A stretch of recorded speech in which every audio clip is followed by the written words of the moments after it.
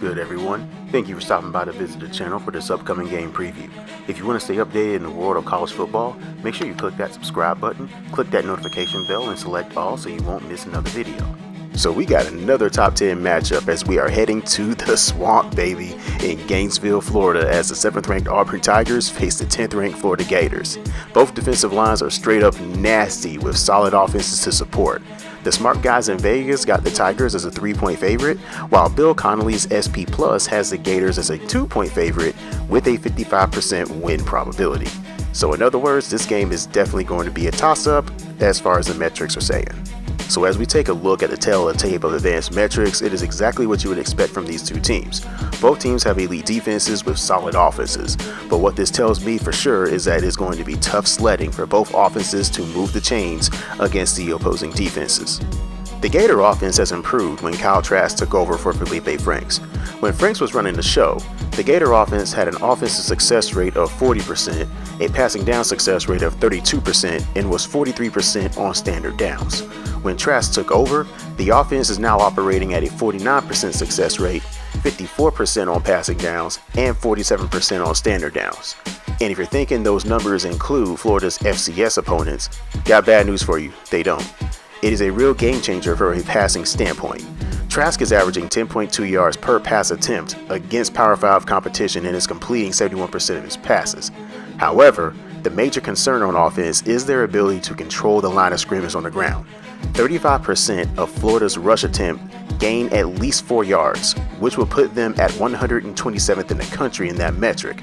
Currently, they are gaining 3.43 yards per pass attempt against Power 5 competition and 5.56 against FCS teams. So that is a stark contrast.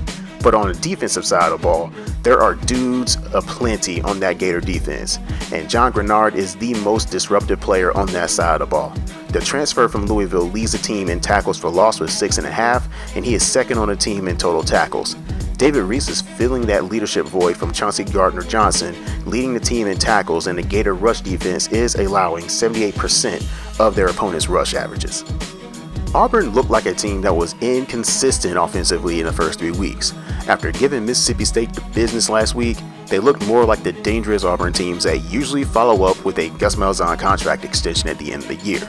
They do a phenomenal job of staying ahead of schedule, and they force you to stop them on 3rd and short as opposed to having to convert 3rd and longs. Bo Nix is slowly coming around at the quarterback position, and he is coming off his best game in the season so far. He threw for 335 yards with a 241 passer rating against Mississippi State. Their offensive performance moved the Tigers up an impressive 15 spots, from 31st in offensive SP Plus to 16th. The big question is, was this game against Mississippi State an aberration, or was this a sign of things to come? Now, the Tiger defense, I think we all know about how good their defense is. They are physically stout, especially their front four, which is 14th in defensive adjusted line yardage, and they are allowing 66% of their opponent's rush averages. In other words, you must find an alternative means of moving the rock against this front if you are already having issues running the football. On the flip side, going through the air might be a better option, since the Tigers are allowing 83% of their opponent's pass averages, but that doesn't mean the Tigers are poor in pass defense. But outside of their first game against Oregon, they haven't faced a team that averaged better than 7.6 yards per pass attempt. In any event, you are picking your poison when it comes to attacking the Auburn defense. The keys of the game for Florida: balance is the key. It is going to be hard, but they must show a semblance of balance when they have the ball. They can't be one-dimensional and drop back to throw the football every time. If that happens, the Auburn defense is going to pin their ears back and they're going to come after Trask. It is almost like running into a brick wall, but Dan Mullen must be selective when they decide to run the football. And for Auburn, don't reinvent the wheel. Just because they're playing in a hostile environment doesn't mean they have to go away from what has been working for them all season. They have been successful by staying ahead of schedule by winning 1st and 2nd downs.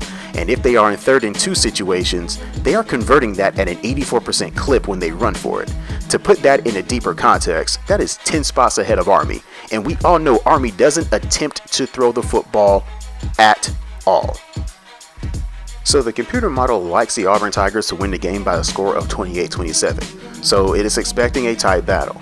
Florida comes into this game averaging 106% over their yard per play average at home, and the Tigers are averaging 80% of their usual average away from Jordan Hare. As I mentioned before, the Tigers are allowing 66% of their opponent's rush average and 83% of their opponent pass average. The Gators are no slouch either. They allow 78% of their opponent rush average, but 99% of their opponent pass average. It is predicting both teams will average at least 5 yards per play, but it has Auburn averaging 5.3 to Florida's 5.2.